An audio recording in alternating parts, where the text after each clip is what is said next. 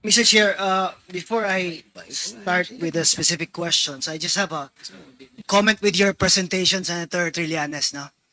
Because while you were making the presentation, kanina ko pa gusto ma-interrupt sana kasi most of your the information that you gave were actually available already in open sources, no? Like newspaper clippings and the affidavits of persons.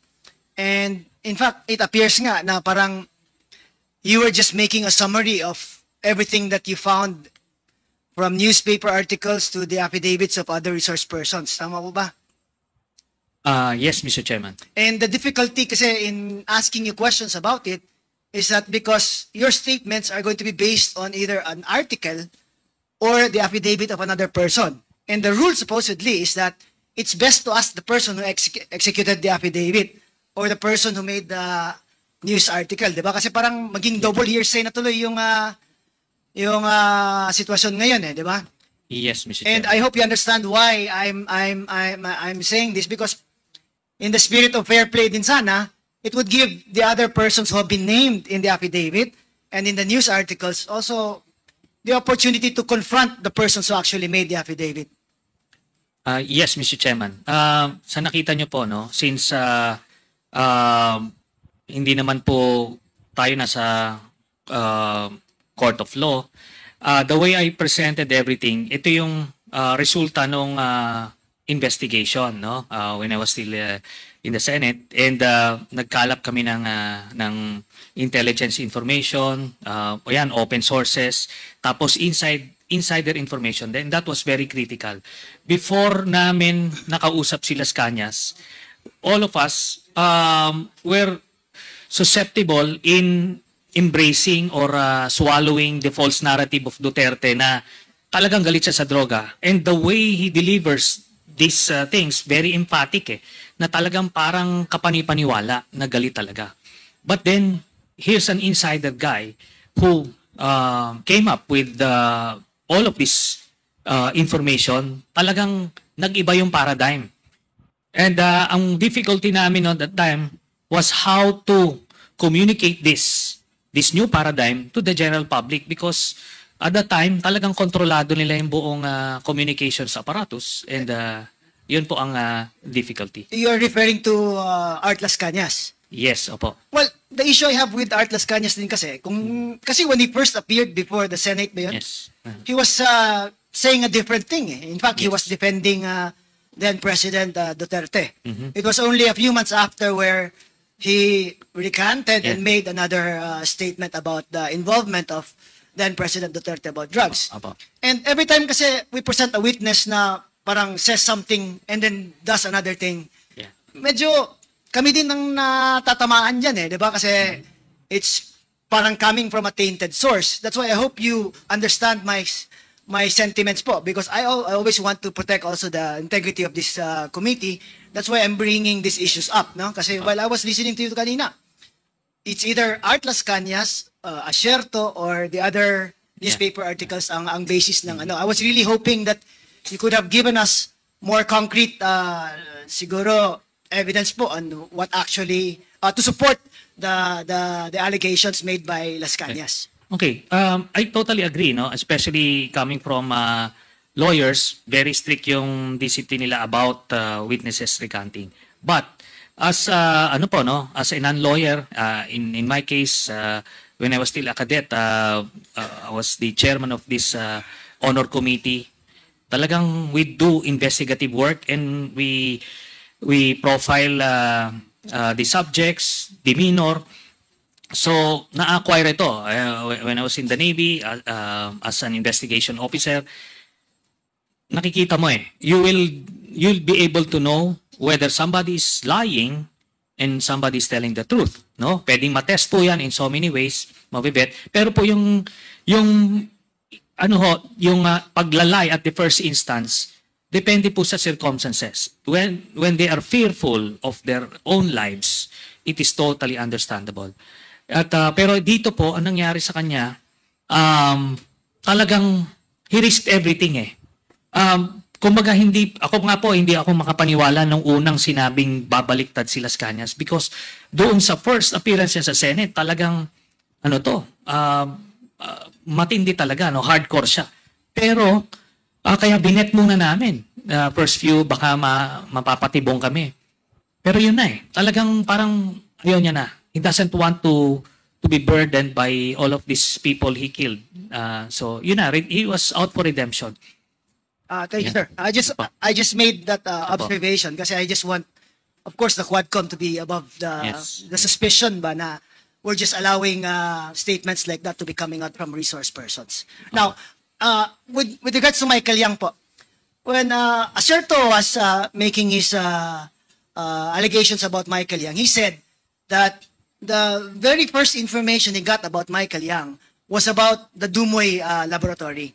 And in that Dumoy laboratory, parang ang role lang ni Michael Yang at that time was supposedly securing the precursors. Yes. Pero meaning he's not really involved in the manufacturing of drugs, but securing resources that are needed to manufacture these things. Parang negosyante lang na may pinagkakakitaan. Tama po ba? Was that confirmed by your research po? If you will only take the information from Colonel Acerto, then that's the conclusion that you'll get.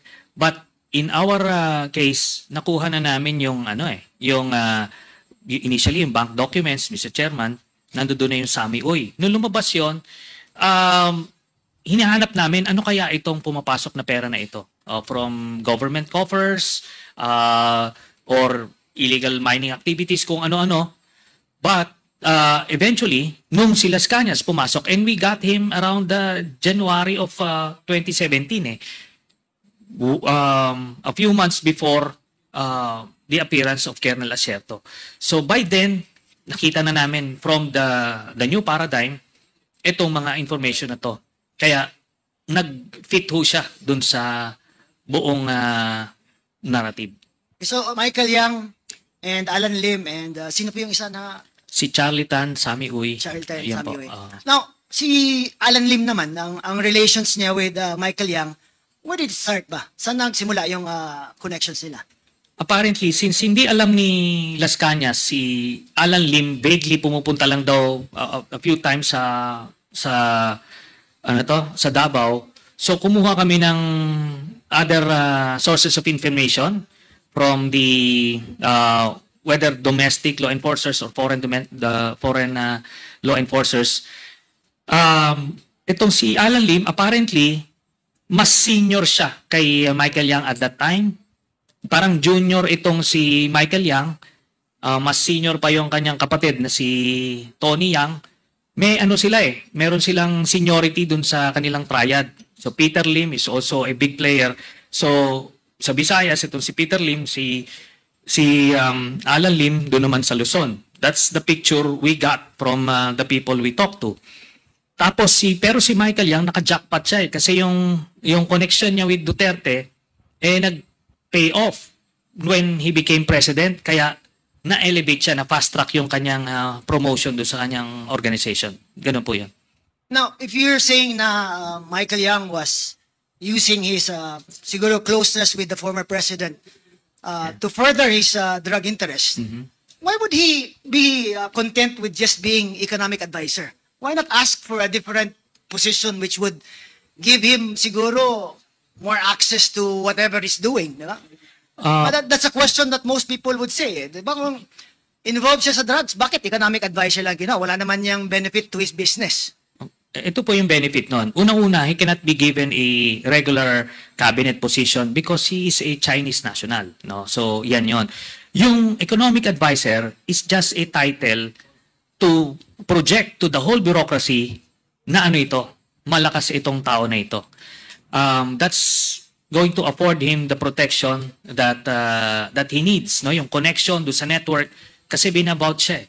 And yung pinag-uusapan kung paano nag-pay off yung kanyang closeness, dun sa family issue, yun po, di ba, lumabas. Kahit nasa labas siya, ang dami niya nakuhang kontrata because of that connection. At hindi pa po na may mention dito yung kinita nila dun sa Sinovac. No? Dun sa Sinovac, based dun sa mga nakuha naming dokumento, ay ano po yan, na-overprice niya ng 2,000 pesos per vial. at bumili sila ng 50 million vials. So that's 100 billion pesos, no? Yun po ang pinakamalaking racket nila na nakuha because of that connection and protection, Mr. Chairman. Now, you also testified earlier na Sammy Uy, no, was the one who introduced Michael Yang to the president. Is that correct? Yes, Mr. President. Now, Sammy Uy is known to be close to the president even when he was still mayor pa. Yes. But for not about I know that it wasn't about drugs na ang association niya with the Dutertes.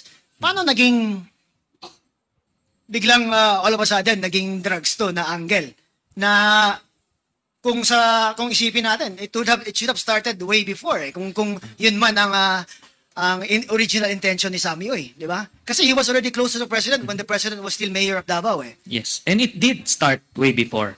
According dun sa interview ni Las Cañas, nag-start po silang tatlo mag-engage kay Duterte noong 2001. At major campaign contributor sila noong una.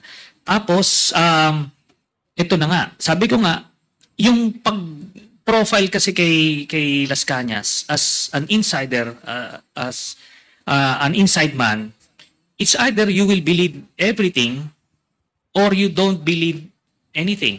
Di ba? So, kaya nung una naming binebet ito si Las Cañas, we were validating everything. Kumbaga, ano bang motivation itong mamang ito? At I think if it's one skill set that we have is yun pong pagbebet, pagba-background check. So, nakikita po namin yung mga motivations. And sinabi po niya ako ho, without you take out Las Cañas, pag nakita mo yung cover ni Sammy Uy, talaga maganda Maganda ho Kaso sinabi ni Las Cañas, and before that, nakuha po namin, Mr. Chairman, yung bank documents. Ando doon siya Bakit siya nagbibigay ng 40 to 50 million dun sa 5 members of the family every 6 months? Ano yun?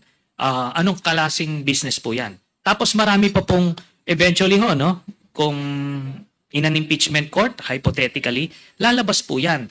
Kung kanino galing pumapasok po yan. At ang blunder po ni Duterte, ginawa ho niyang joint account sila ni Sara So, ano po ito? Lumabas po doon. Pero you would agree with me, Senator, na there's nothing wrong naman in making political contributions to campaigns, di ba? I mean, a lot of businessmen do that, di ba? For as long as it is properly reported in your statements of contribution expenditures, okay lang yan, di ba? Okay lang po yan, Mr. Chairman, kung hindi mo alam. Kunyari ngayon, napag-uusapan na si Michael Yang as a drug lord. Would you accept a campaign contribution from Michael Yang? I don't think so. Siguro before, pag hindi mo pakilala, you'd be forgiven for that Alam niyo naman po, tayong mga politiko, pag may lumapit o gusto kong tumulong sa campaign mo, hindi naman tayo magche-check sa narco list o kung ano-ano. Di ba ho? We take these gestures at face value na they just want to help us. So, ganun po yan. Okay, now, pwede na, kasi ito di ba? Asierto first came out with Michael Yang after 2016 na Yes. Di ba? When Duterte was already president. Tama po ba? Yes, Mr. So, Chairman. I mean, if I was the president, I would still have accepted the donations prior to that. Kasi Yes. hindi pa lumulutang yung pangalan niya at that time, di ba? Yes, Mr. So Chairman. there was nothing wrong with it at There's that nothing time. wrong. There's no? nothing wrong. So as far as contributions are concerned, then probably there was a valid excuse for the president to accept it because at that time, supposedly, hindi pa lumalabas yung pangalan ni Michael Yang as someone who is linked to the drug trade. Tama po ba? I totally agree, Mr. Chairman. Kaya ko lang naman nilabas yung sauce because dito lumabas yung pangalan na talagang close sila. So, at that particular moment, and I agree with you, Mr. Chairman, walang problema pa. But in hindsight, may problema na. Ibig sabihin nun, yung sinasabi nilang narco politician, yun na. Because Duterte knew about Sammy Uy's involvement in illegal drugs and siyang pumapondo. Yon, kinorroborate yun ni Mr. Las Cañas noong 2001, Mr. Chairman. Okay, now, would it also be possible, I'm just playing devil's advocate here, Senator, forgive me. Yes. Would it also be possible na, let's say, people close to the president vetted him and said he's okay. Meaning, the president did not have to go further from what the people surrounding him were saying. Example, like, cleared yan, okay yan, hindi yan associated with drugs. Pwede din po ba na he would rely on the word of those who are closest to him na hindi yan involved in drugs? Yun na nga po, no? Assuming the best of Duterte, probably that would be the case. Pero we have profiled the guy, and in assuming the worst of him, minsan ini-exceed pa niya, no? Pero ito po, yung kay sino to, kay Sammy Uy and kay Michael Yang, in-inform na ni Colonel Asierto. Kumbaga, out of sense of duty, no? Sabihin na nating naive si Colonel Asierto because he believed yung narrative. Namigay talaga siya ng report, hoping to precisely yung sinasabi nyo, Mr. Chairman, na ma-clear siya, yung baka hindi alam nung nagki-clear sa kanya na okay yan, kaso baliktado yung reaction niya eh. Kung totoong he had nothing to do with Mr. Yang, ang gagawin niya nung nakita niya yon, first thing toxic yan, ilayo nyo yan sa akin. Or, kung talagang pinapapatay niya yung mga drug lords, dapat napatay na po yon. Yun po, Mr. Chairman. Now, earlier din, when AMLAC was here, AMLAC said that the documents did not come from them. Yes. Yung present mong bank documents. But in earlier public pronouncements that were also made or also linked to you, you also said that it was AMLAC who gave you access to these documents. No, wala po akong sinabing gano'n, Mr. Chairman, kasi that would be illegal. No, that would be illegal. So, ang sinabi ko po, merong nagbigay sa akin ng mga dokumento na yon at chinek po namin in our own ways. So, when we validated it, ginamit namin. I used it as evidence to file a plunder case against Duterte. At yung investigation na yon ng Ombudsman, validated yung documents. Kaya po nung sinabi ko kanina, yung open source, sabi po ng Ombudsman, yun pong nakuha nila na dokumento sa AMLAC matches the contents of my document. Is this si Karandang ba yun? Yes, Mr. Chairman. Opo. And he was removed, is that correct? Yes, Mr. Chairman. But then he was removed for other reasons din, Senator Trillanes, di ba? Hindi po. Kasi the primary reason is iniimbestigahan niya si Duterte, and they were gaining some headway dun sa investigation yon, and Duterte needed to stop him from investigating, Mr. Chairman. Did we invite former Deputy Ombudsman Karandang to share? Hindi. But he was invited. Anyway, thank you, Senator Trillanes. Umani naman ito ng iba't ibang reaksyon mula sa ating mga netizens. Ayon kay Joan, si Trillanes na nga ang nagsisinungaling pero pinalagpas lang ng tuwadcam at di pa na-contempt. Pahayag naman ni Ferds Lazo, talagang may amats na yang Trillanes na yan, mahilig sa chismis. At ito naman ang saloobin mula sa ating kababayan na si Jerwin Febrada. Ano ba ang papel ni Trillanes dyan at bakit pinapayagan ninyo para kumalat ng virus dyan sa loob ng Kongreso? Mga kababayan, feel free to comment below para maglabas ng saloobin sa balitang ito.